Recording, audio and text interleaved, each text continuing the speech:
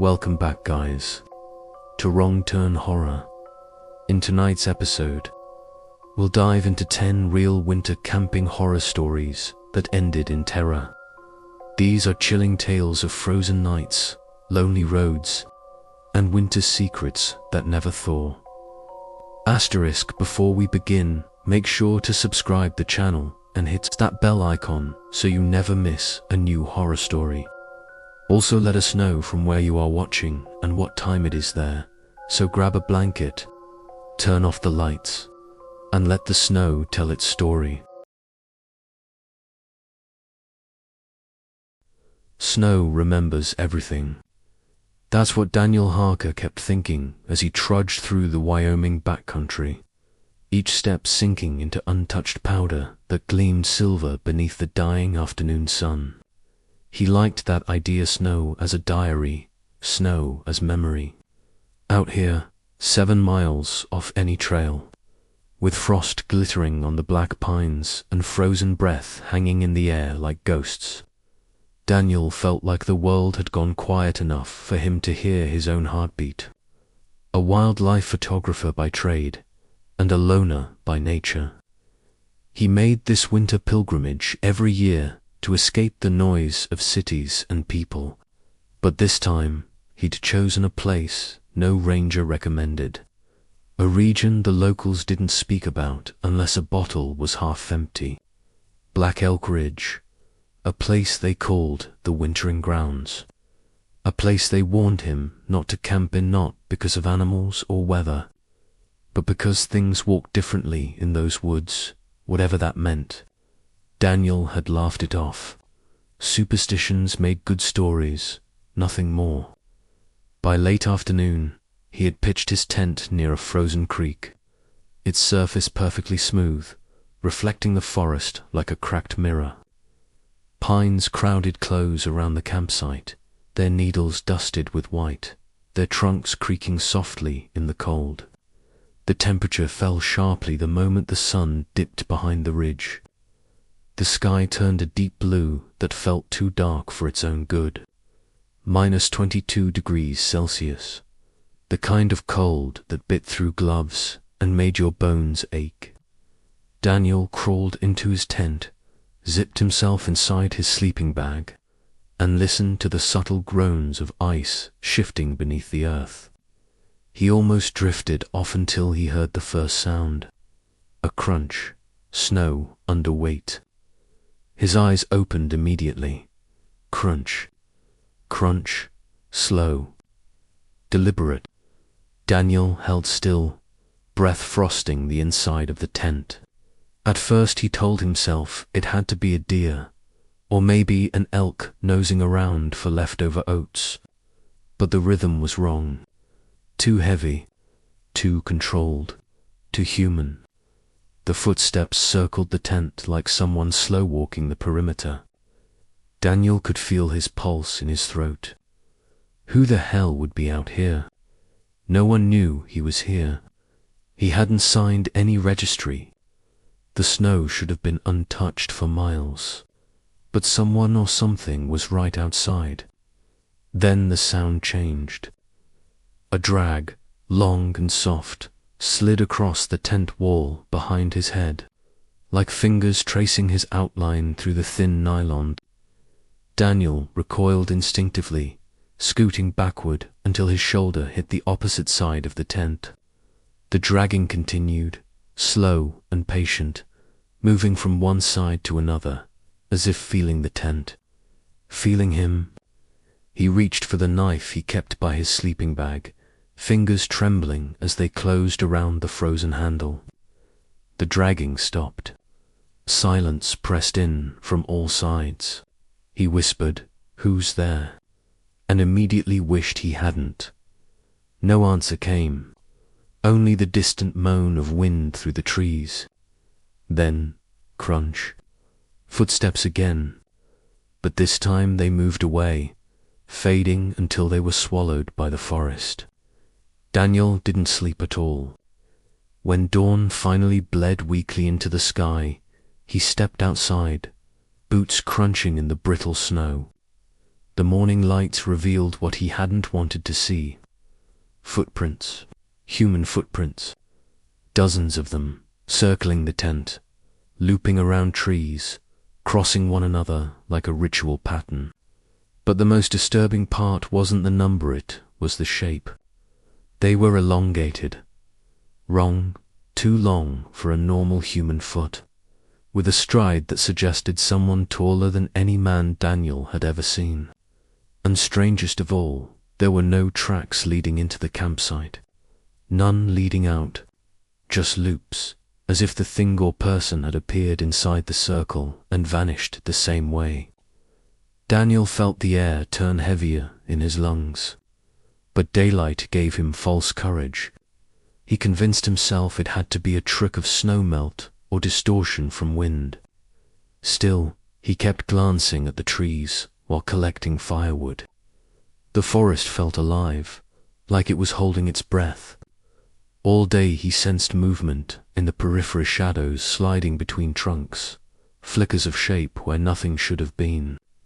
By evening the clouds thickened, rolling low and swollen with snow. A storm was coming. Daniel melted snow for water, choked down a protein bar, and forced himself to settle back into the tent. Night fell fast, so fast it felt unnatural, and soon the world outside was nothing but wind and blackness. And then he heard them again. Footsteps, but this time they started far up the slope, crunching steadily down through deep snow. Daniel sat bolt upright. Crunch, crunch, crunch, closer with every second. He clutched the knife with white-knuckled hands. The steps reached the tree line, stopped. The air outside shifted, the silence deepening into something oppressive. Then the footsteps resumed entering the campsite. Daniel's chest tightened. The figure circled the tent, but faster this time. Less like an investigation, more like a decision. Then a shape pressed against the tent wall, stretching the nylon inward, the outline of a head elongated, too tall. Daniel bit down hard on his lip to keep silent. The shadow leaned closer. A breathy exhale whispered through the fabric, right by his ear. He slapped a hand over his mouth to stop the scream rising in his throat. The tent wall trembled as a hand long fingered, impossibly long pressed against it. The creature dragged its hand slowly across the fabric, its touch cold enough to numb the air. Then the zipper at the tent entrance jerked sharply. Something was pulling it from the outside. Daniel lunged forward and grabbed the zipper from inside, holding it shut with both hands. Something yanked back, hard. He felt the strength behind it, inhuman, relentless. He dug his heels into the sleeping bag and pulled with all his weight. Then, as suddenly as it started, the pulling stopped. Silence. Terrible, absolute silence. Snow tapped lightly on the tent roof, a soft hiss. Then came the breathing, to slow, heavy breaths, right outside the door. Whatever it was crouching. Daniel couldn't move, couldn't think. Then a scraping sound began, metallic at first, then more like claws dragging slowly across the tent door. It lasted a full minute. Each second stretched out like a wire pulled tight. And then, as if bored, the creature rose. He heard it stand, felt the shift of air, and then its footsteps drifted away into the storm, fading until only wind remained. Daniel didn't sleep. When dawn broke through the storm's remnants, he unzipped the tent with shaking hands. Most of the prints were buried under fresh snow, but one remained. At the edge of the forest, a single footprint, not elongated, not deformed, but perfectly human, barefoot, toes pressed deep into the snow that should have frozen flesh instantly, and it pointed straight toward his tent, as if whoever, or whatever, left it had stood there, watching him until morning. Daniel packed in 15 minutes and fled the ridge, leaving behind gear he'd spent years collecting. When rangers later found his abandoned campsite, they saw nothing unusual, no strange prints, no circles, nothing but untouched snow. Except they did find one odd detail, one that Daniel hadn't mentioned. A trail of human footprints leading from the tree line toward the creek. That stopped suddenly mid. No return print. No collapse. Just an abrupt end, as if the person walking had simply vanished into thin, frozen air. Locals still whisper about the wintering grounds, about the thing that wanders the ridge when storms roll in. A thing that can borrow shapes. A thing that studies campers in the night, circling their tents with slow, patient curiosity. Some say the creature wears different bodies, the way winter wears snow. Some say it still wanders Black Elk Ridge, waiting for the next lonely traveler. And some say Daniel was lucky, because the creature didn't get inside. Not that night, not yet, but snow remembers everything. And somewhere up there, the snow remembers him.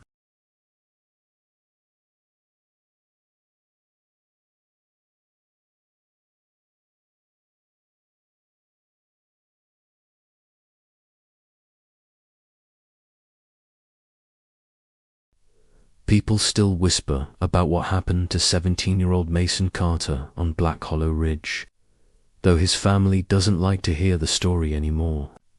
They try to pretend he simply ran away. But everyone from Jasper County knows exactly where he was that night, knows the truth they don't want to speak. Black Hollow Ridge sits on the far edge of the Appalachians, where the trees grow so close together that the forest floor is almost permanent twilight. The mountain has been considered cursed land for as long as there have been people telling stories in these hills. Hunters avoid it. Hikers pretend it isn't even on the map. And if you ask old-timers why, they'll tell you, without looking you in the eye, that sometimes, late at night, you'll see a lantern swaying between the trees, held by a tall silhouette that shouldn't be there. A silhouette with no face, no sound, no footsteps. Folks call it the Lantern Man. And the last time anyone saw him was the night Mason disappeared. Mason wasn't the kind of kid who scared easy. He was a track star at his high school, an outgoing, stubborn boy who hated rumors and thought every town legend was just some exaggerated story meant to keep kids from wandering. What he did believe was that every legend could be broken, and every rumor could be disproven if you had enough courage to go looking. It didn't help that his best friends, Tyler and Reed, were the kind of idiots who encouraged him. The three had been daring each other into trouble since they were old enough to sneak out at night. And Black Hollow Ridge, it was the ultimate dare. It started with a bonfire by the river on a late October night. A bunch of kids were passing around ghost stories, trying to impress each other. Someone brought up the Lantern Man, claiming they'd seen a flicker of light deep in the trees 2 nights earlier. Mason rolled his eyes, chuckling in that cocky way of his. "It's probably just some drunk hunter," he said, "or someone's old man checking his traps. If that thing was real, someone would have caught it on camera by now." But then Tyler handed him a flashlight and smirked. "Well then," he said, "prove it. Go up there, take a picture, come back, and we'll all drop the legend for good." Most kids would have laughed it off, but not Mason. And when Reed joked that maybe Mason was actually scared, that was all it took. Pride is a dangerous thing in these mountains. More dangerous than the dark, more dangerous than the things that roam the woods when the sun goes down. Mason stood up, grabbed his jacket, and told them he'd hike the ridge himself, alone. "I'll be back in an hour," he said. "You'll see." He wasn't back in an hour. He wasn't back in the morning either. Mason's hike started fine. He left the river behind, walked the narrow trail toward Black Hollow Ridge, and let the cold air sharpen his senses. The forest was quiet to quiet. Even he noticed it. No crickets, no owls, no wind stirring the branches overhead. Just the crunch of dead leaves beneath his boots and the occasional snap of a twig echoing a little too loudly among the trees. But Mason kept walking, shining his flashlight around like someone expecting a bear or a deer to jump out. The deeper he went, the darker it got, until the sky vanished under a canopy of twisting branches. His phone had no signal. The temperature dropped, and somewhere in the distance he swore he heard a whistle note, a musical one, but a long, hollow sound that rose and fell like wind moving through a bottle. Mason stopped walking. His breath fogged in front of him. The whistle came again, closer this time. Then silence. He turned to go back. Even he wasn't stupid enough to ignore a warning sign like that. But when he turned around, the trail behind him looked different, narrower, darker, unfamiliar, as if the woods themselves had shifted when he wasn't looking. He clicked his flashlight off, then on again, just to make sure it wasn't dying. That's when he saw it. Far between the trees, maybe 40, 50 yards ahead, a lantern flickered. A bright, warm, golden glow floating in total darkness. Mason froze. It wasn't swinging like a normal lantern. It glided, smooth, slow, like someone was holding it but never moving their arm. He raised his phone to take a photo, but the camera froze on a black screen. He cursed, hit the power button, hit it again, nothing. When he looked up, the lantern had moved closer. Much closer. Mason whispered, "Hello." The moment the word left his mouth, the lantern stopped. Not faded, not drifted. Stopped exactly where it was, like the figure holding it had frozen. That's when Mason realized something else, a detail he should have noticed earlier. There were no footsteps, no crackling of leaves, no shifting of weight. Whoever or whatever held that lantern moved with perfect silence. A sick, burning feeling climbed up Mason's spine. He backed away slowly, keeping his eyes locked on the light. He felt the trees pressing in around him, twisted branches brushing against his jacket as if trying to grab him. Then the lantern jerked upwards suddenly, unnaturally rising several feet into the air. And behind the glow, a tall, thin shadow stretched across the forest floor. Too tall, the lantern lifted higher and higher, until Mason realized it wasn't being held by a hand. It was suspended in front of a completely black, human-shaped figure with no face, no features, nothing but an outline darker than the darkness around it. Mason ran. He didn't care about pride anymore. He didn't care about proving anything. He sprinted through the trees, branches slashing at his face, boots slipping on wet leaves as the whistle sounded again, louder now, right behind him. He tripped, got up, kept running, but the forest didn't look right. Trails twisted where they shouldn't. Dead-end paths appeared where open clearings used to be. The air grew colder the farther he ran, until his breath came out in frantic clouds behind him. The lantern glided. He could see it through the trees, weaving effortlessly around trunks, never bouncing or swinging. It moved like a predator stalking prey, closing the distance no matter how fast Mason ran. He screamed for help, hoping maybe the kids at the river would hear him. But the forest swallowed his voice. Every sound fell flat, dampened by something unnatural. He didn't know how long he ran, minutes, hours, maybe longer. But eventually, he stumbled into a clearing. Gasping for air at the center of the clearing sat an old wooden cabin. Mason knew instantly that it shouldn't be there. There were no buildings on Black Hollow Ridge, no old homesteads, no hunting camps, no abandoned shacks. The cabin looked ancient boards warped with age, roof sagging, windows completely black. But as Mason approached, he noticed something that made no sense. The front door was open, just a crack, as if someone had been expecting him. A sound echoed from the trees. Behind him, the whistle, long, slow, so close he could feel the vibration of it in his teeth. Mason didn't look back. He bolted for the cabin, shoved the door open, and slammed it behind him. The inside was pitch black. His flashlight flickered weakly as he swept it around the room. Dust everywhere, cobwebs hanging from the ceiling, an old rocking chair covered in mold, a wood-burning stove rusted shut, no photographs, no furniture except the chair, nothing that showed anyone had ever lived there, except one thing on the floor.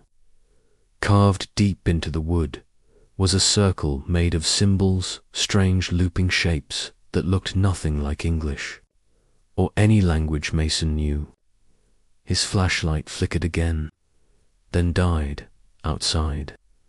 The lantern's glow stopped directly in front of the cabin door. Then something tapped the wood, once, twice, 3 times. Mason pressed himself against the far wall, shaking uncontrollably. The tapping stopped. Silence dragged on and on until it felt like the entire world was holding its breath. Then he heard the door creak. Slowly, softly, something was pushing it open. The lantern glow seeped inside, sliding across the floorboards like a living thing. The shadow followed tall. Impossible, wrong.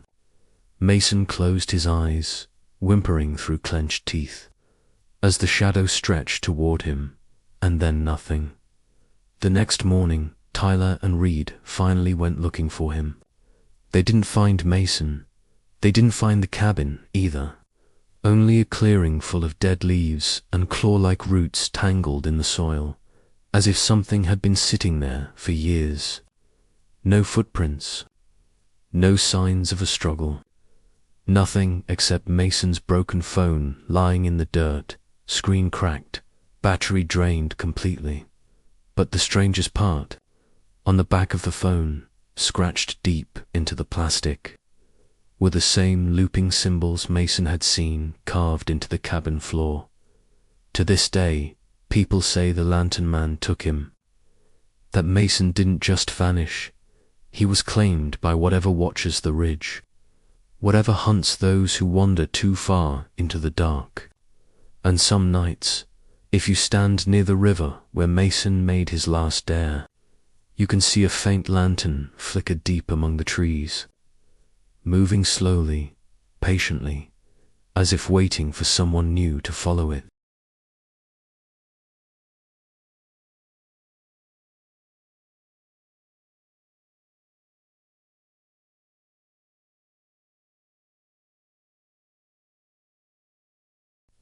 Snow has a way of erasing things, trails, mistakes, even people, but sometimes, if you listen closely enough, if you pay attention to the hush that settles over a place nobody visits anymore, it feels like the snow hides more than it buries. That's what 29-year-old Sarah Denning kept thinking when she reached the trailhead of Coldwater Pass, an old winter route through the Montana mountains that locals insisted was cursed. Of course, she didn't believe in curses. She barely believed in weather reports. But she believed in solitude, and after the breakup that hollowed her out like a carved pumpkin, she needed silence, fresh air, and a long stretch of wilderness to get her head straight. The ranger she spoke to at the base station tried to warn her 3 times, actually telling her that Coldwater Pass wasn't maintained anymore. Not since the avalanche of 1998 wiped out the northern lookout tower and took 2 hikers with it. But Sarah didn't care. She had the right gear, satellite beacons, backup batteries, everything a logical person should bring. And besides, she had done solo winter treks for years. This was supposed to be a healing trip, a journey inward. But as she hiked deeper into the range, with snow swirling around her like restless spirits and the wind whispering through the firs in long, mournful tones, she felt something she hadn't expected, watched. Not aggressively, not threateningly, just observed. Like the forest was taking note of her, tracking her, memorizing her. The cabin she planned to stay in, a tiny, abandoned ranger hut, sat at the base of a tall ridge blanketed in fresh, untouched powder. When she reached it, the sun was dipping behind the peaks, flooding the valley with deep blue shadows. The cabin creaked as she pushed open the door, her headlamp sweeping across the inside. Dust, frost, old stovepipe. A wooden table scratched from years of use. It was perfect. Cold, but perfect. She set up her sleeping bag, lit a small fire in the rusted stove, and cooked a simple meal. When the wind picked up, the cabin groaned in long, slow sighs, like it was exhaling old memories. That's when the unease returned, not sharp, not sudden, just a soft, creeping chill that had nothing to do with temperature. She brushed it off. Isolation always played tricks on people. She climbed into her bag, cracked open her journal, and wrote a few lines about how the mountains felt heavier than she expected. And then, somewhere outside, snow crunched. Her pen froze in mid-stroke. One step, then another, slow, measured, heavy. She turned off her headlamp to see better through the window. Darkness greeted her, pure black, like ink spilled across the world. She held her breath. The footsteps stopped just outside the cabin, right near the old wooden porch. Sarah strained every sense, feeling her pulse pound in her ears. After a long silence, she whispered, "Hello." There was no answer, no movement, no retreat, just the wind. Eventually, she convinced herself it had to be settling snow or a deer moving close by. Her logical mind clung to that explanation like a lifeline, but her body didn't believe it. She didn't sleep much that night. Every few minutes she checked the door, the windows, scanning for silhouettes, for movement, for anything, but nothing came. When dawn finally seeped into the sky in thin grey streaks, she forced herself outside. Her breath fogged the air as she scanned the ground. There were no prints, no animal tracks, no signs of collapse or slipping snow, just untouched white, fresh, perfect. Sarah rubbed her arms, suddenly colder. Maybe I imagined it, she muttered to herself. But she knew she hadn't. Something had walked toward the cabin last night. Something heavy enough to sound human. She strapped on snowshoes and decided to explore the ridge. Distance usually sharpened her reasoning. But the deeper she trekked, the more she felt it again. That sensation of being observed. The trees seemed to still, the wind too quiet. The world around her felt like it was listening. Halfway up the ridge, she found something strange, something that didn't belong. A tree, split clean down the middle. Not snapped from wind or age, but sliced. The cut was smooth, unnaturally so, exposing pale wood that hadn't even begun to frost over. It looked fresh, very fresh. Sarah knelt beside it, her breath quickening. No tool she knew could make a cut that cleaned through a tree trunk that thick. Not a saw, not an axe, not anything. She stood up fast, her heart pounding. "I should go back," she murmured. The wind picked up then, sharp and icy, carrying with it a sound that didn't quite match Wintersoft, almost human whistling. It drifted between the trees, rising and falling like a lullaby sung to no one. Sarah froze. Her eyes scanned the forest. "Hello?" She called again, instantly regretting it. The whistling stopped. A moment later, a low crack sounded from somewhere behind her, like weight settling on snow. She didn't turn to look. She just ran. She scrambled down the slope, snow kicking up behind her, breath burning her chest. She didn't stop until she slammed the cabin door shut, locking it even though she doubted 100 locks would matter if whatever she felt out there actually wanted in. The rest of the day passed in uneasy quiet, punctuated by distant cracking sounds echoing through the valley. By dusk, a blizzard rolled in, swallowing the mountains in sheets of white. The cabin rattled violently, the roof groaning under the storm's weight. Sarah sat fully dressed inside her sleeping bag, listening. When the first sound came, she recognized it instantly. Footsteps, again, crunching through deep snow. This time, they didn't stop at the porch. They circled the cabin, slowly, deliberately. Each step felt like it was closing a loop around her, trapping her inside. A second set of footsteps joined the first. Then a third. Sarah's blood ran cold. More than one, not animals. Too heavy, too synchronized.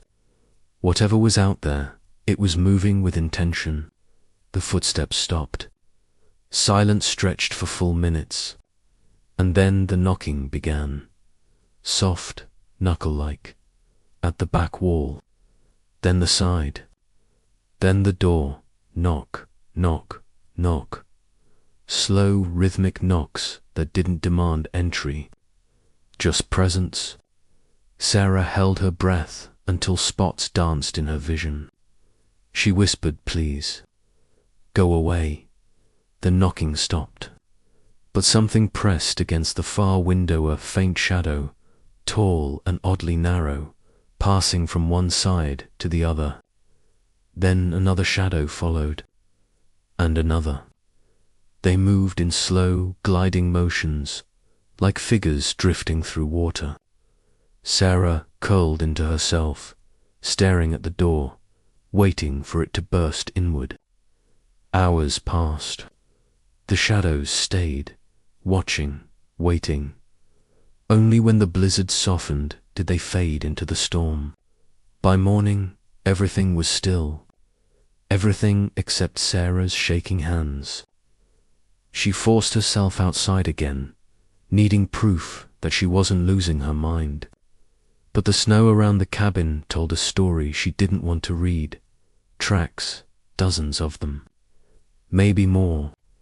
All barefoot, all circling the cabin in tight, overlapping loops. And all of them led to the tree line and vanished. No returning tracks, no pattern of movement away, just disappearance. Sarah backed away, heart hammering, and nearly tripped over something buried in the snow. A red cloth. She picked it up slowly. It was old, very old, weathered, ragged, and stained with something dark that had frozen into the fibers. She dropped it immediately. That was when she noticed the carving on the nearest tree deep, jagged lines forming a crude, human-like figure with long limbs and hollow eyes. Beneath it, one word was etched. Return. Her throat tightened. She didn't know what it meant, but she knew she didn't want to stay to find out. She packed everything, strapped on her gear, and left the cabin behind, refusing to look back even once. Every few minutes she heard things behind her, soft cracks, low whistles, the faint crunch of something walking parallel to her. The forest felt alive, watching, growing closer. By the time she reached the trailhead, she was nearly delirious with fear and cold. Rangers found her half collapsed near the station, mumbling something about bare footprints, and they watched all night. She refused to return to collect her gear. A search team went up 2 days later, after the storm cleared. The cabin was just as she described, except for one detail she hadn't mentioned. Inside the cabin, on the table, rested her journal, open and written in a sharp, trembling script. On the last page were 4 words she swore she never wrote. "We remember your warmth." The search team found no footprints, no carvings, no cloth, no evidence of anything unusual.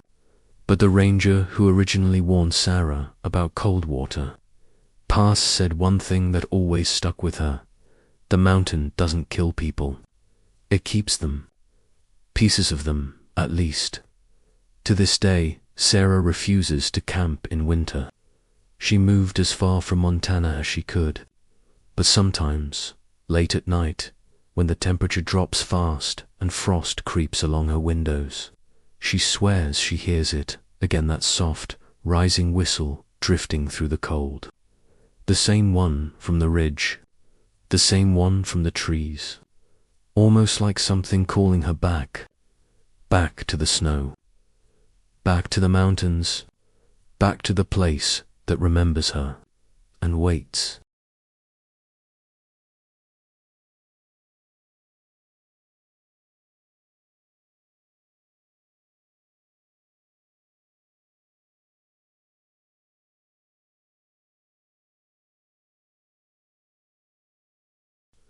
Ice has a sound. Most people don't realize that. It ticks, it shifts, it cracks with tiny threads you can barely hear unless you're completely alone in the cold. And for 34-year-old Jack Moyer, that sound had always been comforting.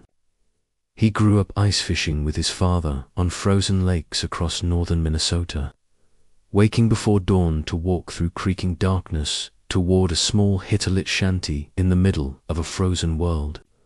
But it had been years since his father passed, and even longer since Jack had set foot on the lake they once loved, White Elk Lake, a place the locals used to brag about until a family disappeared there 12 winters ago, leaving behind nothing but a half-collapsed fishing tent and a single boot frozen upright in the ice. The sheriff ruled it a tragic accident than ice, bad footing, but nobody really believed that. People stopped going there. Some said the lake kept things now. Others whispered that the ice under White Elk Lake never actually froze all the way through anymore, even on the coldest nights. But Jack wasn't one for ghost stories. He just missed the quiet, missed the feeling of being somewhere untouched by everything that had gone wrong in his life. His divorce, his lost job, the drinking. He needed silence again, needed the lake. So one January afternoon, with the temperature dropping fast and frost already forming on his beard, he loaded his gear into the truck auger, heater, tackle box, hot thermos. The old lantern he had kept since his father died and made the long drive north, through miles of white forest and darkening sky. By the time he reached the frozen shoreline, daylight was fading. The lake stretched out like a white desert, a vast sheet of pale blue ice that shimmered under the rising moon. It looked perfect, solid, silent. Jack pulled the sled with his gear across the slick surface, the metal runners screeching faintly as the cold wind brushed snow across his boots. He took his time picking a spot near the center of the lake, far from the abandoned lodges and collapsed shacks along the shore. This place used to be a small winter town. He remembered shops, rentals, families. Now it looked like a place the world had forgotten. Jack drilled the first hole. The motorized auger worked through the top layer with ease, spraying sharp crystals of ice into the air. After a few inches, though, the auger slowed. Jack frowned and leaned harder. The blade sputtered, jammed, then suddenly broke through with a violent jerk that nearly knocked him off his feet. Water surged upward for a moment, too dark, almost black, before settling. "Weird," he muttered, wiping his gloves. "Ice that thick shouldn't have jammed the blade." He shrugged it off. Cold made people imagine things. He set up his small fishing tent, anchored it with stakes, and lit the lantern inside. Warm amber light filled the cramped space, soft and nostalgic. He drank hot coffee, listened to the ice shifting under him like old bones settling, and dropped his line. Hours passed, not a single bite, but Jack didn't mind. He liked the peace, the kind of peace that only came with isolation. So complete you could hear your own heartbeat echo in the silence. Around midnight he stepped outside for a smoke, the tent flapping lightly behind him. The moon hung low over the lake, heavy and swollen, illuminating the ice with silver light. That's when he noticed the first strange thing cross the lake, near the old boat launch, a shape, a figure, tall, still standing alone on the ice. Jack squinted. It looked like a man, but no one else should have been out here. Not now, not at this hour, and definitely not at White Elk Lake. Jack shouted, waving a hand. The figure didn't move. Jack took a few steps closer, boots crunching on frost. Still nothing. The shape remained perfectly still, as if carved from the night. A cold shiver crept across Jack's spine. He suddenly felt exposed, standing on the open ice. He backed into the tent, zipped it shut, and peeked through the small ventilation flap. But the moonlight shifted behind a cloud, and the figure disappeared into the darkness. Probably a tree stump, Jack whispered to himself, or a shadow, or maybe someone camping on the far side. But there hadn't been any lights. No fire, no tracks. He tried to sleep, but exhaustion never came. Every few minutes the ice groaned beneath him, the deep, throaty sound of shifting plates echoing through the lake bed. Around 2:30 a.m. he heard something else outside, something subtle, soft scraping, like someone dragging their fingertips across the tent. Jack sat perfectly still. The scraping circled the tent, slow, deliberate. His breath fogged the air as he listened, heart hammering against his ribs. Then he heard footsteps slight at first, almost delicate, but not the random, clumsy shuffling of an animal. These were careful, measured, human-like. They stopped right outside the tent. Jack didn't move, didn't breathe. Then the lantern flickered. Once, twice, like someone's shadow passed over it from outside. His throat tightened. He whispered, "Who's there?" The ice answered with a long crack beneath him. But the footsteps didn't return. When morning finally bled a dull grey over the horizon, Jack crawled out and scanned the lake. His breath hitched. There were tracks, bare footprints, human-shaped, circling his tent once, then trailing off into the mist that hovered low across the frozen lake. No boot prints, no snowshoes, no signs of someone walking from shore, as if the person had somehow started walking from the center of the lake outward. Jack forced himself to breathe. People hallucinated from isolation, he reminded himself. From cold, from silence. He decided to stay one more night, mostly because Leaving felt like admitting he was scared of nothing. But the truth was, he was scared. He just didn't want to be. By late afternoon, clouds rolled over the lake in thick, heavy layers, dimming the world into a bluish gloom. The wind whistled through cracks in the abandoned cabins on shore. Jack stayed inside his tent, fishing line slack, listening to the distant cracking of ice. Around dusk, he heard something faint, singing or humming. A soft, melodic sound drifting across the lake, carried by the wind. The tune was slow, mournful, like a lullaby sung under water. Jack froze, every nerve buzzing. The sound grew louder, closer, then stopped completely. He held his breath. Nothing, then crack. A loud, thunderous break somewhere beneath the ice. Jack jumped, stumbling toward the door of the tent. But when he stepped outside, the lake looked still and silent again. He scanned the horizon, hands shaking. And that's when he saw it. The figure. But this time, it was closer. Much closer. Maybe 40 feet away, standing tall on the ice. Facing him. Its outline was wrong too thin, like bones wrapped in wet cloth. Jack backed toward the tent. "Hey," he shouted. "You need help. Are you lost?" The figure didn't move, didn't breathe, didn't blink. Jack swallowed hard and retreated inside, zipping the door. The footsteps came an hour later, slow, dragging sounds, like someone was pulling themselves across the ice. Jack shut off the lantern, held his breath. Something brushed the outer wall of the tent. Something tall. A shadow passed over the fabric. The ice cracked again beneath weight. Jack clenched his teeth so hard he felt pain shoot into his jaw. The dragging circled the tent, then stopped. Silence. And then he heard it trite beside his ear through the fabric, breathing, slow, wet, gasping. Jack's skin crawled.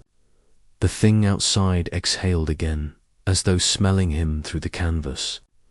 The tent wall bowed inward, as though a face pressed against it from the outside. Jack's hands shook uncontrollably.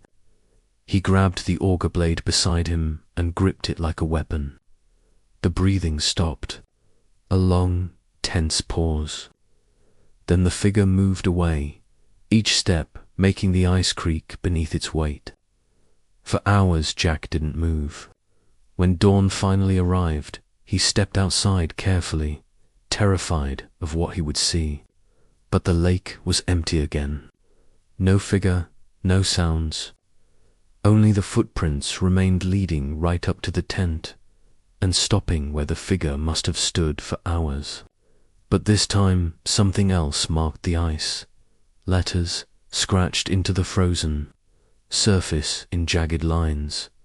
Letters, just leave. Jack stared at the message until the cold stung his eyes. He didn't wait.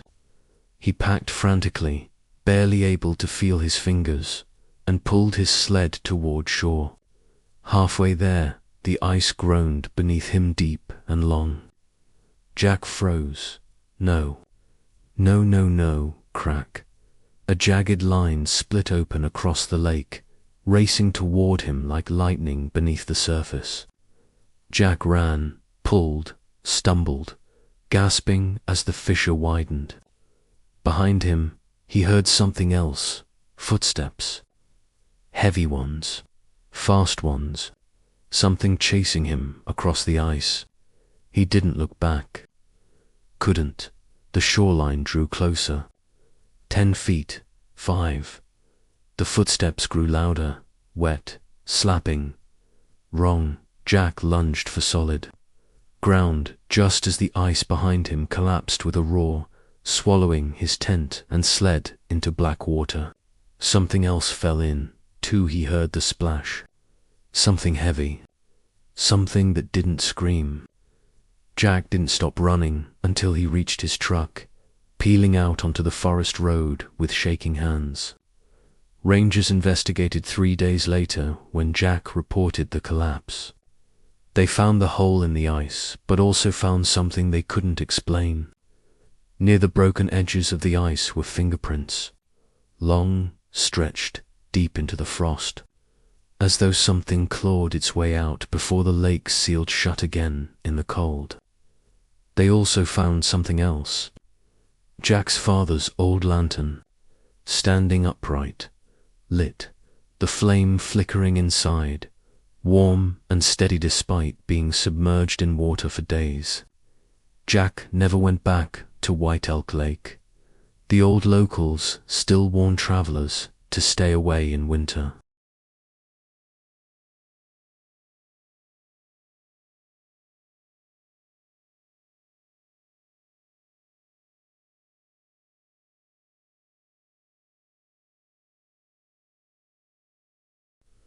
Sawyer Bell wasn't the kind of man who scared easily. Not after 20 years as a search and rescue volunteer in northern Idaho, where winters weren't seasons, they were moods, cold and unpredictable, capable of swallowing entire towns without warning. But that January, when temperatures sank to 20 below and a blizzard rolled over the Salmon River Mountains, like a white beast coming down from God knows where, Sawyer felt something he hadn't felt since he was a boy, an instinctive, bone-deep hesitation that whispered, "Don't go out there tonight." The call had come just after 8 p.m., a father reporting that his son, a 19-year-old winter camper named Mason Hartley, hadn't checked in for 3 days. Mason was experienced, smart, and stubborn in that way only teenage adventurers were, insisting he could handle a solo winter trek along the old Ranger Trail near Cougar Ridge. But the blizzard hit earlier than expected, and his GPS signal went dead. Sawyer geared up anyway, pulling on his thick snow pants, thermal layers, avalanche beacon, and headlamp that cut a thin, weak cone through the swirling snow.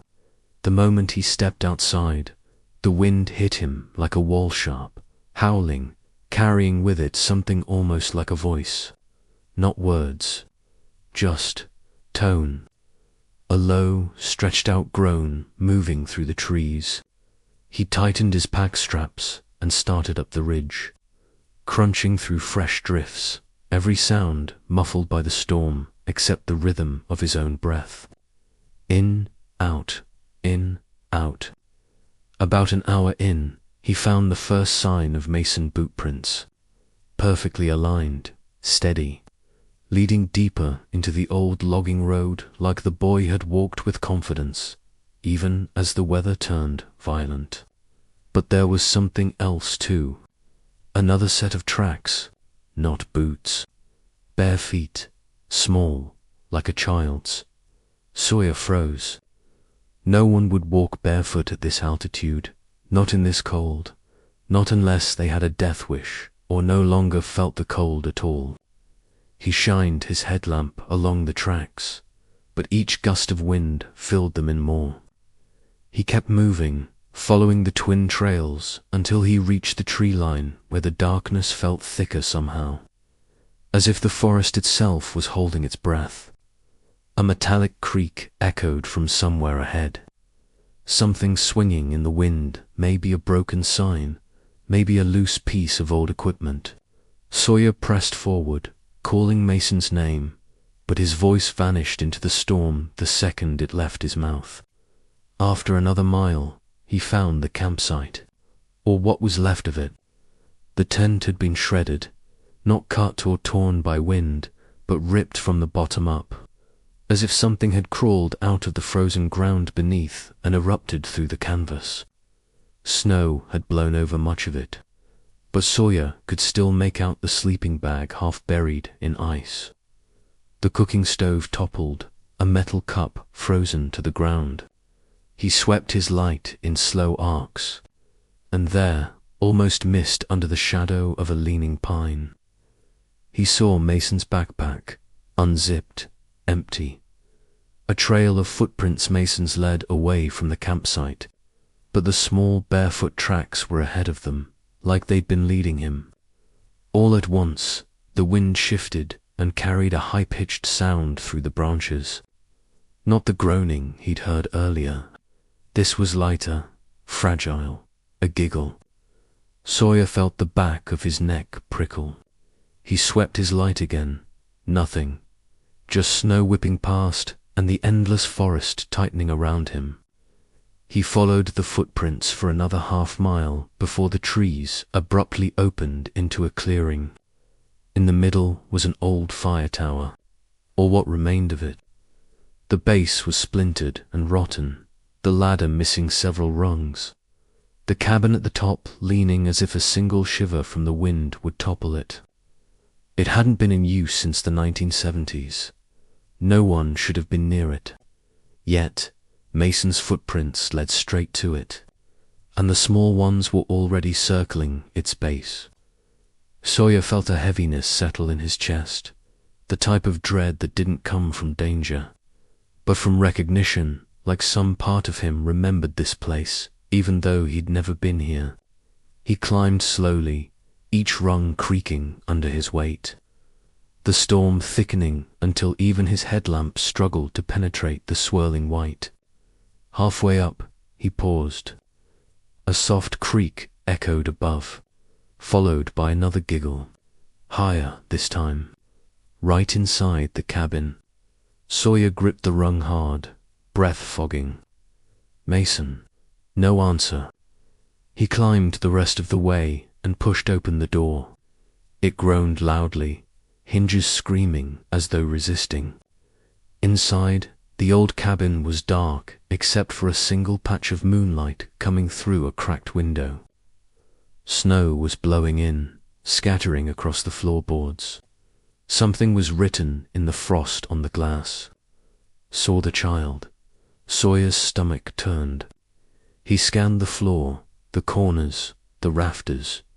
Nothing until he saw something huddled in the far corner, curled up, shaking. He moved closer. Mason. The figure lifted its head. It was the boy, barely conscious, lips blue, eyes half, but he wasn't looking at Sawyer. He was staring past him. Slowly, Sawyer turned. At first he thought the cabin was empty, but then, in the darkest space between the beams, he saw movement, small shape, crouched low, limbs thin, skin pale and stretched tight over a tiny skeletal frame. Eyes black, too black, like holes punched through ice. The thing tilted its head at him. The giggle, if it was giggling, came from behind closed lips. Sawyer froze, heart thundering. The child thing crawled forward, joints bending wrong, hands dragging in the frost. Sawyer backed up, grabbed Mason, and hauled him to his feet. The boy's voice cracked. I followed it. It kept calling me. Sounded like my sister. Sawyer didn't look back. He threw Mason's arm over his shoulder and pushed toward the ladder. Behind them, the thing let out a low hiss, a sound like wind squeezing through broken glass. As Sawyer descended, with Mason clinging weakly, something scraped along the metal of the tower above them fast. He didn't dare look. Halfway down, Mason screamed. Sawyer did look then, and he saw a pale hand gripping the rung just above them. Long fingers, nails like ice shards. Sawyer dropped the last several feet, landing hard but staying upright. He dragged Mason into the storm just as something small and pale slid over the top rung and perched like a bird, head cocked at an unnatural angle. Its black eyes glistened in the blizzard, and then it started climbing down, not fast, slow, like it enjoyed the chase. Sawyer pulled Mason deeper into the trees, forcing himself through the snow even as his legs trembled. The wind whipped around them violently. making it impossible to hear anything except the storm until he realized that the giggling had stopped, which somehow made everything worse. They reached a narrow ravine, and Sawyer helped Mason across, using an old fallen log as a bridge. He glanced back. The creature was standing at the tree line, half hidden behind a pine, watching with those dead black eyes. No more giggles, just stillness, waiting. When Sawyer and Mason crossed the ravine, the wind suddenly died completely, as if the storm itself was holding its breath. The forest became too quiet, the type of quiet that hums in your skull. And then a whisper threaded through the silence, a voice that wasn't the wind, a voice that sounded young but ancient at the same time, thin as frost. Come back. Sawyer didn't stop. He didn't speak. He just moved. For nearly an hour he pushed through the forest, half dragging the boy, until finally the faint glow of the ranger station lights broke through the trees. They were close, almost safe. And then Mason lifted his head. Do you hear it? No, Sawyer said, breath shaking. Don't listen. But Mason shook violently, eyes wide. It's calling me again. It wants me to follow. Sawyer pulled him forward harder. Ignore it. We're almost there. But Mason wasn't looking at the forest. He was looking at Sawyer. No. Not it then. His voice dropped to a whisper. My sister. She's calling my name. Sawyer felt his blood run cold. Mason's sister had died 3 years ago in a lakeside accident. The boy had been there when it happened, saw everything. The child thing must have known, must have used it. They stumbled into the station moments later, and Sawyer kicked the door shut behind them. Only when the warmth hit did he realize how numb his hands were, how exhausted his body felt. But they were safe. Or so he thought. Later that night, after the medics took Mason and the storm finally eased, Sawyer stepped back outside. The snow had stopped falling. Moonlight glowed across the untouched drifts, and there, at the edge of the tree line, were footprints. Small ones, bare ones, leading up to the station, then stopping, as if something had stood there for a long, long time, watching. Sawyer followed the prints with his eyes across the snow. They came right up to the porch, right up to the door he had just walked through, but there were no prints leading away. The snow was perfect, undisturbed. Whatever stood there had never walked back into the forest, had never left. And as Sawyer slowly lifted his gaze and peered into the long shadows stretching between the pines, he felt it again, something watching him. Something small, patient, waiting for the next traveler to follow the wrong voice in the storm.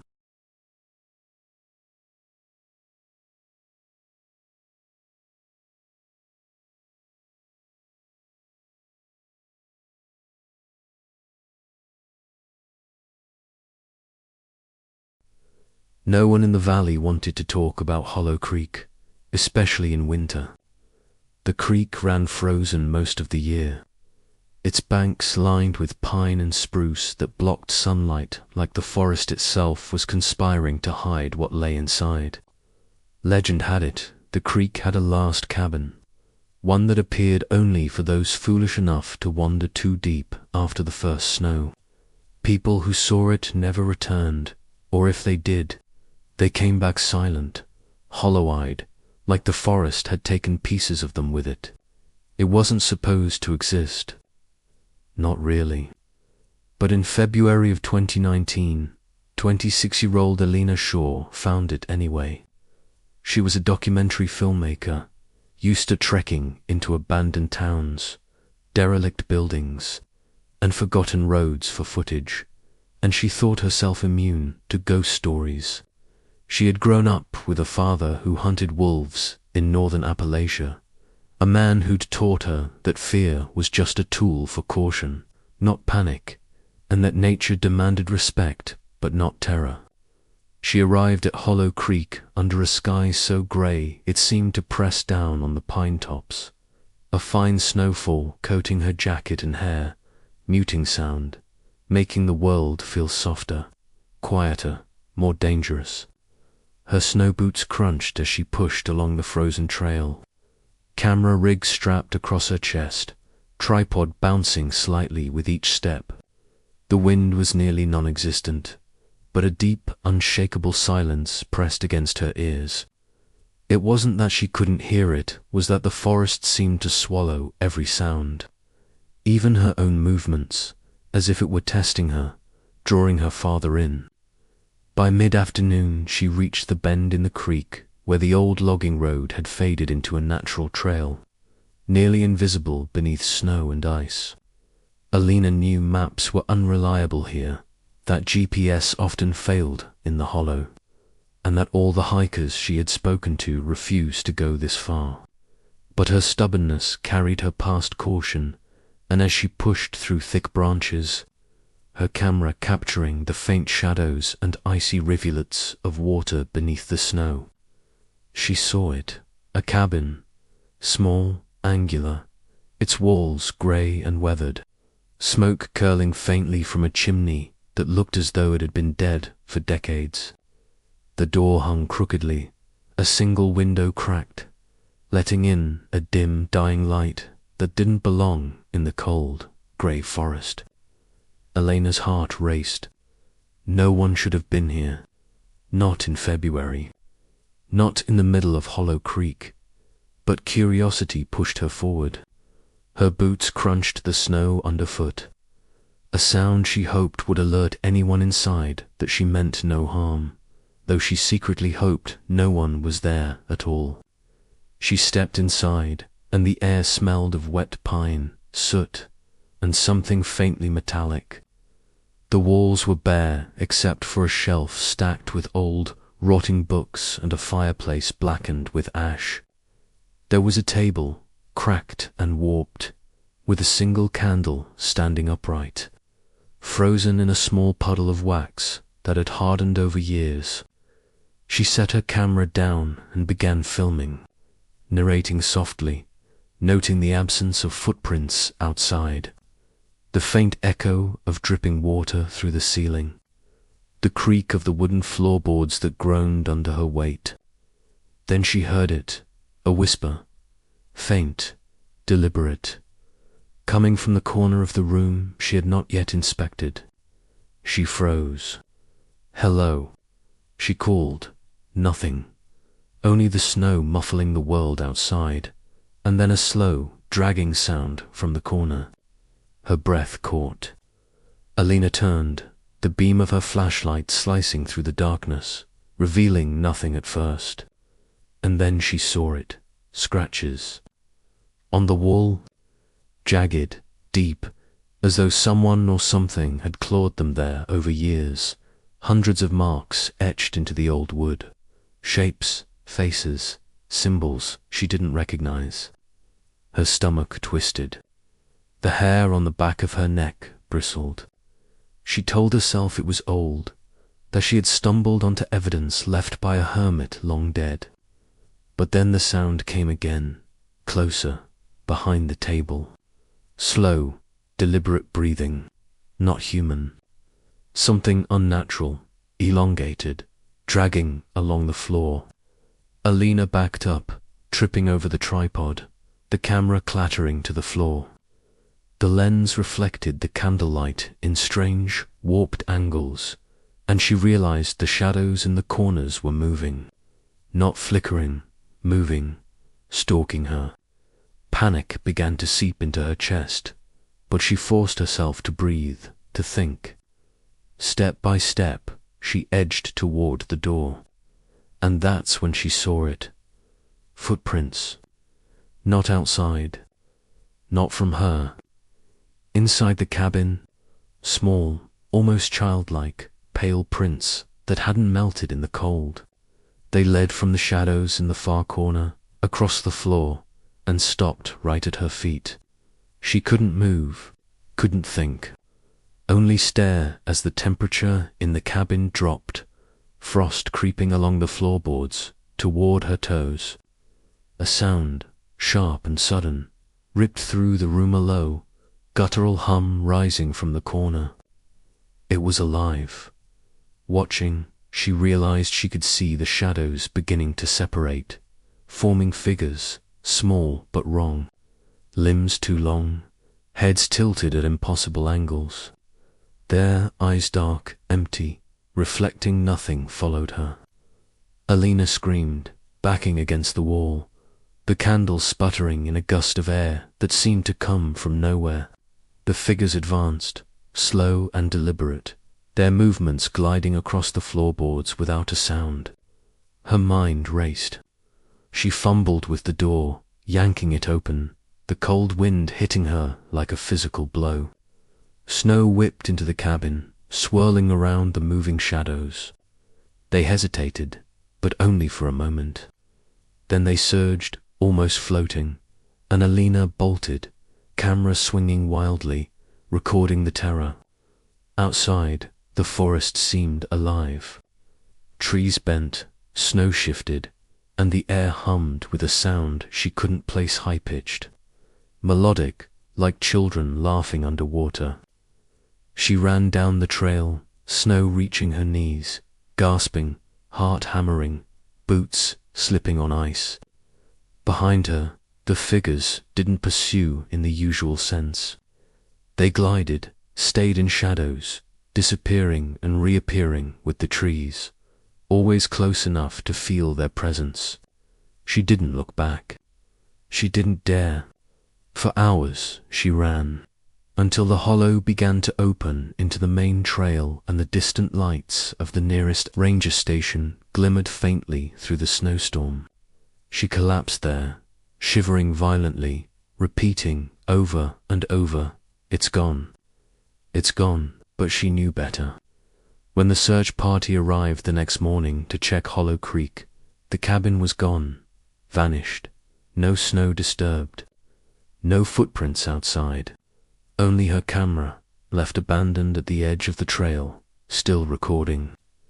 And when the footage was reviewed, something impossible appeared, shadows that didn't belong, moving in impossible ways, figures gliding across the floor, staring from corners she didn't even know existed, and one final frame, frozen and horrifying, showing a pale, small figure with black eyes and a head tilted unnaturally, pointing directly at the camera. Alina never returned to Hollow Creek. She never made another documentary. But months later, she received an email from an anonymous address. Subject line, "You left your lens behind." The attachment was a single image, the cabin, appearing now in her own living room, snow piled along its roof, shadows shifting behind the cracked windows and in the frost on the glass. A word scratched with impossible precision, "Come back."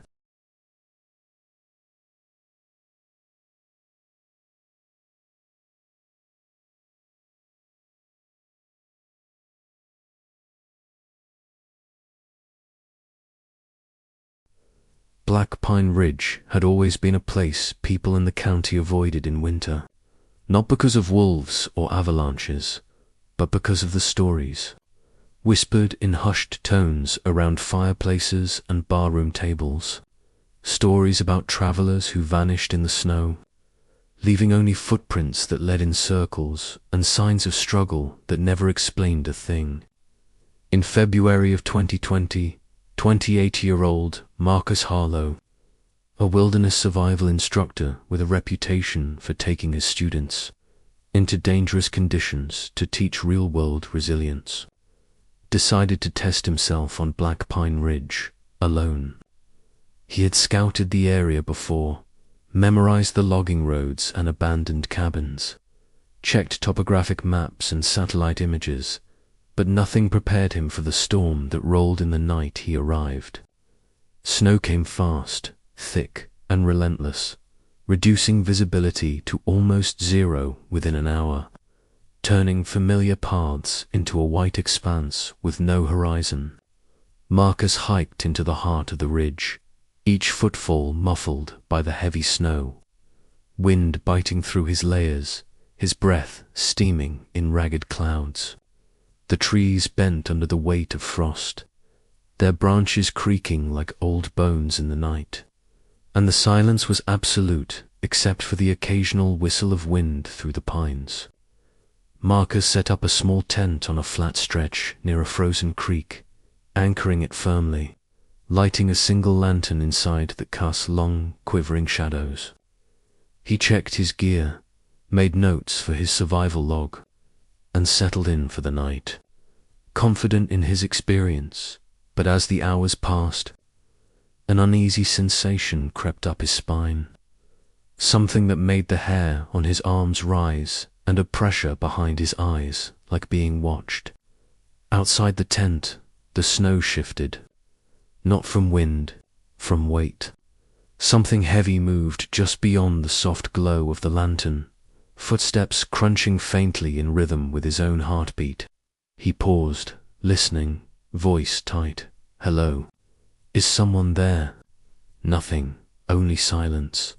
And then a sound, something dragging, scraping across ice, wood, or stone, he couldn't tell, too muffled to identify. Marcus's training told him to be cautious, to investigate methodically, but instinct screamed at him that this wasn't human. He zipped the tent and tried to sleep, but every shift of the snow, every creak of the trees, sent jolts through his nerves. Around 2 a.m., a gust slammed the tent wall inward, knocking his lantern to the floor. He picked it up, breathing hard, and froze. In the dim light, footprints had appeared around the tent, circling it. Not boots, not snowshoes, but bare, small, too delicate for a man. And they weren't fresh. They looked frozen into the snow, perfectly preserved, as if time had stopped for them. Marcus's pulse hammered. He crouched to examine them, the edges glinting like frostbitten nails. That's when he heard the whispering, first soft, indistinct, carried by the wind, then louder, words clear enough to make him stagger back. "Marcus, come play." The voice was thin, almost childlike, but underneath it something old, hungry, waiting. He scrambled, scanning the forest through the tent flap. Shadows stretched and shifted in unnatural ways, tall and bent where the trees should have been straight. One shadow passed in front of his lantern, dissolving when he tried to focus the light on it. Then came the scraping again, closer this time, circling the tent, accompanied by soft, deliberate steps. Marcus grabbed his survival knife, holding it like a lifeline, and whispered, "Stay calm. It's just wind, just animals." Just the voice cut through the air again, more insistent, as though it knew his thoughts. "We've been waiting." He froze. The lantern flickered. Something pressed against the fabric of the tent, a dark, narrow shape, limbs bent unnaturally. It didn't knock, didn't speak, just hovered. He could feel its presence, cold and wet, pressing through the canvas like an intrusion into his very body. Marcus backed away, knife raised, and the figure retreated, sliding into the snow silently. The storm outside intensified. Snow swirled so thickly that the moon was invisible, the forest transformed into an undulating white void. Marcus realized the footprints around the tent had multiplied, some appearing where none should have been, forming loops that led nowhere. Every instinct told him to leave, to abandon his gear, to run for the ridge road. But when he unzipped the tent, the snow outside was still, no footprints, only the shadow of the trees, twisted and elongated by the storm. He stumbled forward anyway, each step sinking into powder, and noticed the tracks that weren't his own, small, pale, impossibly light, always leading deeper into the trees, toward a dilapidated cabin that shouldn't have existed in his maps. The cabin stood crooked, smoke rising faintly from a blackened chimney, the windows dark. Marcus approached, feeling an irresistible pull, the same whispering voice echoing, "Come, come inside." He hesitated at the door, the air inside warmer than it should have been in the snowstorm, the smell of burning pine and something metallic thick and suffocating. Marcus forced the door open, stepping into a space that should have been empty. And yet the shadows moved. Figures, small and thin, limbs bent at angles that made his stomach lurch. Eyes hollow and black, reflecting nothing, drifted silently toward him. One figure tilted its head, smile impossibly wide, voice like nails on ice. "You're late." Marcus stumbled back, knife ready, but the figures didn't attack. They circled, closing in, making no sound on the floorboards. His breath fogged, heart pounding, hands shaking. He realized then that the cabin had no floorboards, only ice, black ice stretching deep into the ground. The figures hovered above it, never touching it, just gliding. They laughed, small, high-pitched, but it was layered with something older, something cruel. He ran for the door, but it slammed shut before he could reach it. The whispering was inside his head now, echoing thoughts, bending his perception of time. "You can't leave." Not yet. Panic consumed him, and he smashed a window with his knife, snow blasting into the cabin. He dove through the broken glass, cutting his arm, and hit the snow outside. The figures followed, now floating across the ice around the cabin, circling him as he ran blindly through the blizzard, snow biting his face, obscuring the world. His legs were numb, lungs burning, but he couldn't stop. Then he tripped, falling face first into a drift, and the world went silent. When he opened his eyes, it was dawn.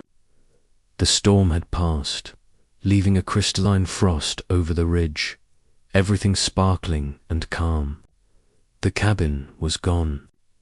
No footprints, no signs it had ever existed. Marcus shook, covered in frost, blood on his arm, camera equipment lost in the storm.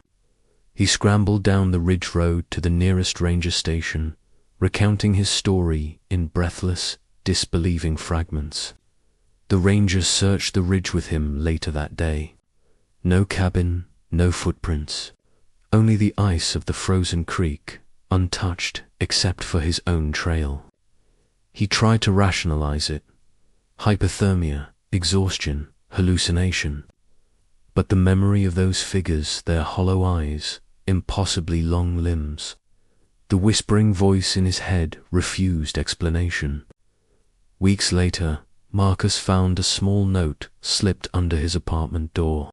Thin paper, ink dark as night, written in a childlike scrawl, was still waiting. He burned it immediately, but the smell of burning pine and metallic blood lingered in the apartment for hours. Marcus never returned to Black Pine Ridge. He never spoke of it publicly.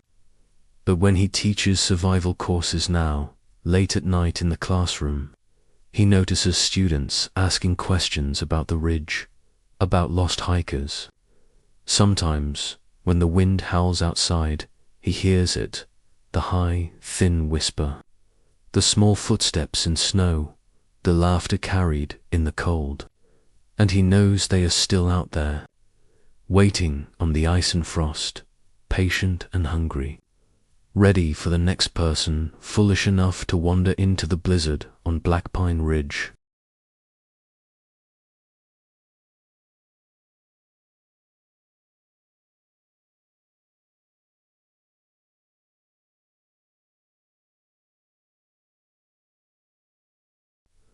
Winter had always been a season of solitude for the mountains around Granite Hollow. A place where snow piled high and roads disappeared under frozen white for weeks at a time, and where only the most experienced locals dared venture alone. Dylan Carter, 27, was one of those locals, a snowmobiler who knew the trails like the back of his gloves, who had grown up in a family that prized winter survival over comfort. That February, he set out on a solo ride into the deeper stretches of the Hollow, seeking the thrill of untouched snow and the quiet isolation that came with it. The morning was crisp, the sky pale and clear, but as he rode further from town, the wind began to rise, carrying a frost-laden chill that seeped through every layer of his clothing. The trees along the trail were thick, branches bowing under snow, blocking sunlight, and the world seemed to contract around him, white and silent except for the growl of his snowmobile and the crunch of snow beneath the treads. Hours passed with no interruption, and Dylan relished the emptiness. But when he reached an area locals called Widow's Bender, narrow ravine along a frozen creek, flanked by cliffs and twisted pines, he felt the first prickling unease, that sense that he was being watched, though the world was empty. He stopped his snowmobile, letting the engine idle, and listened. Silence, except for the wind through the pines, and yet a faint echo of something else, a scraping sound on ice, too subtle to place, but enough to tighten his chest. Dylan shook it off, attributing it to snow shifting on rocks, and pressed forward, unaware that the weather was changing rapidly. Clouds moved in from the west, dark and heavy, snow falling in thick sheets, visibility dropping to mere feet within minutes. His route back became impossible to follow. The trail markers were buried under drifts, the familiar bends and cliffs obscured by white.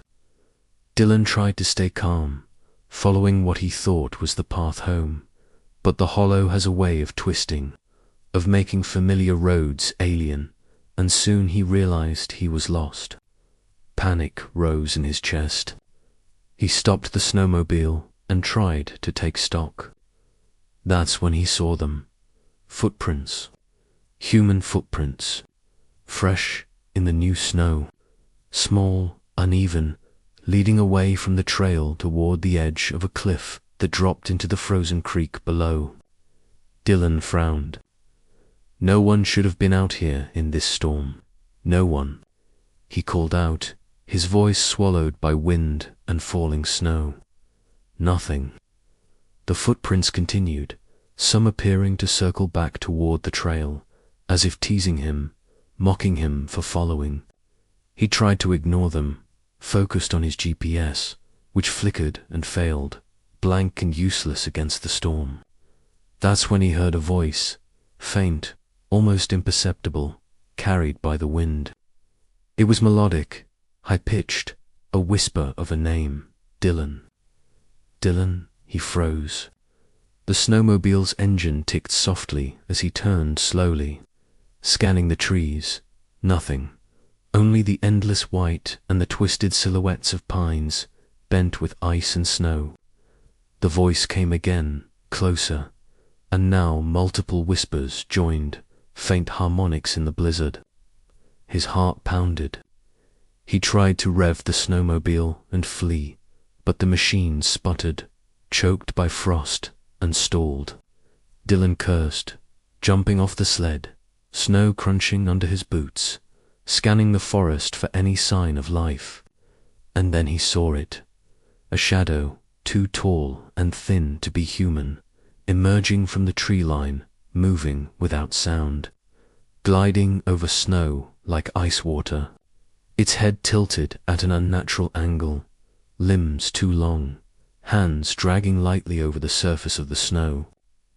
Dylan froze, knowing instinctively that he was seeing something impossible, something that didn't belong. It vanished behind a snowdrift, reappearing moments later, closer, accompanied by other shadow small skeletal figures with hollow eyes, pale skin stretched tight, watching him. They didn't speak. They didn't run. They only observed, circling slowly, as if the storm itself conspired to conceal their movements. Panic surged. Dylan threw a rope over his shoulder and tried to find shelter, but the landscape was unfamiliar, distorted by snow and ice. Every step he took, the shadows mirrored, gliding behind trees, circling the drifts, appearing closer when he dared not look. He ran blindly through the snow, lungs burning, boots sliding on hidden ice. Then the trail opened onto the frozen creek. The ice was thick, but the shadows hesitated only briefly before sliding effortlessly across it, forming a loose circle around him. Dylan's breath caught. He tried to retrace his steps, but the footprints he had been following had vanished. In the middle of the creek, a single snow-covered cabin emerged, impossibly small, impossibly perfect in the storm, as if conjured from the white void itself. The door creaked open slowly. From inside came a warmth he could feel from outside, and a faint glow that wasn't natural in the blizzard. Dylan approached cautiously, knowing better than to step inside, but something compelled him forward. As he reached the threshold, the snow around the cabin shifted, and more figures appeared, small, childlike, pale, with dark, endless eyes, staring from the forest edge. He froze, feeling the weight of their gaze, the cold pressing deeper into his bones. Then one of the figures moved inside the cabin, tilting its head at him, beckoning silently. Dylan's instinct screamed at him to run, but curiosity or fear kept him rooted in place. He raised his hand, shaking, pointing toward the door. The figure's eyes seemed to pierce him, and then it vanished, not leaving the cabin. Dylan stumbled back, tripping over a hidden root, landing hard in the snow. When he looked up, the cabin was gone. The ice stretched endlessly, empty except for footprints that didn't belong to him, circling the spot where the cabin had stood. He tried to make sense of it, but the storm had muffled every sound, every clue, and the cold began to bite through his clothing. He ran again, desperate, following what he thought was the main trail. Hours passed. The shadows never left, sometimes glimpsed at the edge of his vision, sometimes directly ahead, frozen in place, impossible to reach. Exhausted, hypothermic, Dylan finally collapsed near a fallen pine, snow piling around him, the storm easing into silence. When he woke, it was morning, the sun weak and grey over Granite Hollow. No cabin, no footprints except his own, no shadows. The blizzard had erased everything, leaving only ice, snow, and an unshakable sense of being observed. Dylan returned to town, silent at first, then recounting the story to the sheriff, who noted the blizzard and the area's history of disappearances. But no one had seen him at Widow's Bend that night. The trail had vanished. The snow had erased any trace. Weeks later, Dylan discovered a series of photographs on his camera memory card he had been filming for safety, capturing the blizzard. In them, faintly, figures could be seen. Pale, thin, motionless in the snow, observing him from the tree line. Some appeared closer than possible, some inside the blizzard itself, shapes that should not exist in three-dimensional space. And in the final frame, one figure stands directly over him as he lay collapsed in the snow, head tilted unnaturally, dark eyes staring through the camera, mouth opening in a frozen scream. Dylan never returned to Granite Hollow after that winter. He never snowmobiled alone again. But late at night, when the wind howls through the pines outside his home, he swears he hears soft scraping in the snow, whispers calling his name, and shadows at the edge of vision, reminding him that the vanishing snowmobiler is not just a story, it's a warning. That some winters take more than you can see, that some snow hides things you cannot run from, and that the hollow waits patiently for those foolish enough to wander when the white silence falls.